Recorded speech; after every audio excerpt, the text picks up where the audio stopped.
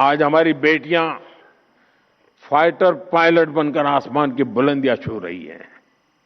आज भारत में विश्व के किसी भी देश की तुलना में, यह आंकड़ा भी आपको खुश कर देगा, विश्व के किसी भी देश की तुलना में महिला पायलटों का प्रतिशत सबसे अधिक हिंदुस्तान में है।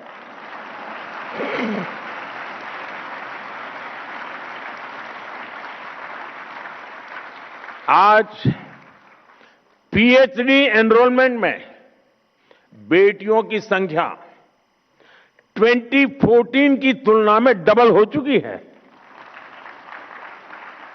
हायर एजुकेशन और रिसर्च में करीब करीब आधी भागीदारी हमारी बेटियों की है। मैथ्स और साइंस की पढ़ाई में, स्टेम एजुकेशन में बेटियों की संख्या करीब करीब 43% तक पहुंच गई है। मुझे याद है, मैं दुनिया के एक समृद्ध देश में एक बार गया, तो वहां के शिक्षा मंत्री मेरे साथ लिफ्ट में हम लोग जा रहे थे। मतलब पूछा मुझे कि भारत में महिलाएं एजुकेशन में कैसा है। मैंने कहा बहुत अच्छा है, ज्यादा है, कुछ जगह पे तो पुरुषों से ज्यादा महिलाएं। तो फिर उन्होंने बड़ी जिज्ञासा से पूछा, स्टेम एजुकेशन में क्या महिला हिस्सा? मैंने कहा 50% हिस्सा उन्हीं का है। तो उनके लिए आश्चर्य था। ये दुनिया के समृद्ध देश की शिक्षा मंत्री की मैं बात कर रहा हूं। साथियों, हमारे समाज में एक बड़ी चुनौती महिला सुरक्षा को लेकर भी रही है। सदियों से महिलाओं को अपनी सुरक्षा के लिए मौन रहना पड़ा है।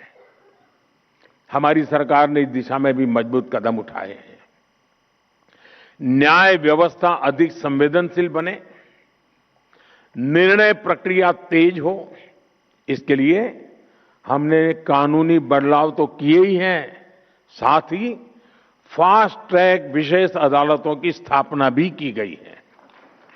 भारतीय न्याय संहिता में भी महिला सुरक्षा को प्राथमिकता दी गई है। एफआईआर दर्ज कराने की प्रक्रिया को सरल बनाया गया है। अब किसी भी स्थान से ई-एफआईआर या जीरो एफआईआर दर्ज की जा सकती है। पीड़िता के बयान को ऑडियो वीडियो के माध्यम से रिकॉर्ड करने जैसी व्यवस्था लागू की जा गई है। ऐसे कितने ही कदम हैं जिनके जरिए हम प्रगतिशील समाज की अवधारणा को साकार कर रहे हैं। साथियों, जीवन के हर पड़ाव, हर चिंता, सुख दुख, हर अवसर पर, ऐसी हर परिस्थिति में ध्यान देते हुए हमारी सरकार ने अनेक छोटे बड़े कदमों से महिलाओं को सशक्त किया है। इसी का परिणाम है देश अब अपने लोकतंत्र को नई बुलंदी पर लेकर जाने के लिए तैयार है। साथियों, देश की नारी शक्ति ने अपने परिश्रम, साहस और आत्मविश्वास से नई ऊंचाइयों को छुआ है। अब हमें मिलकर इस शक्ति को नई ऊर्जा देनी है। उसके लिए अवसरों का विस्तार करना है। मैं आज इस मंच से देश की माताएं, बहनें, बेटियां, सबको विश्वास दिलाना चाहता हूं कि देश उनकी आकांक्षाओं को समझता है और उनके सपनों को साकार करने के लिए हर आवश्यक कदम उठा रहा है। साथियों, मैं संसद में होने वाली चर्चा से पहले देश की नारी शक्ति से भी अपील करता हूं कि आप इस पूरी प्रक्रिया में अपनी सक्रियता बनाए रखिए। आप अपने अपने क्षेत्र के सांसदों से भी जरूर मिलिए। देश की महिलाएं अपने सांसदों से अपना पक्ष रखें, अपनी अपेक्षाएं उन्हें बताएं और जिस दिन वो सदन में आने के लिए अपने यहां से निकले तो जरा फूलमालाएं देकर के उनको विदाई भी दीजिए।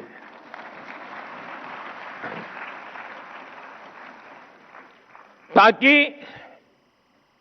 जब माता बहनों के आशीर्वाद लेकर के सांसद निकलेंगे ना तो दूसरा निर्णय कर ही नहीं सकते,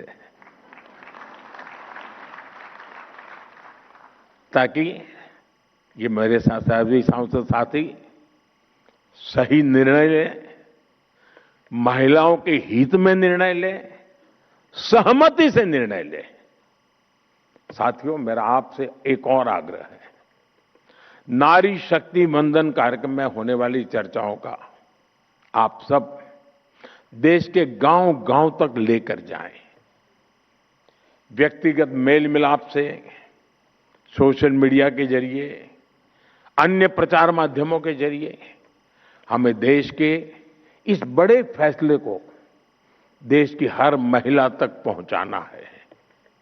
हमें उन्हें अवेयर करना है ताकि वो इस बड़े निर्णय की ताकत को समझ सके, ताकि वो अपनी भूमिका को समझ सके और खुलकर ये सपना देख सके कि आने वाले कल में राज्यों से लेकर देश की संसद तक वो अपनी उपस्थिति दर्ज करा सकती है।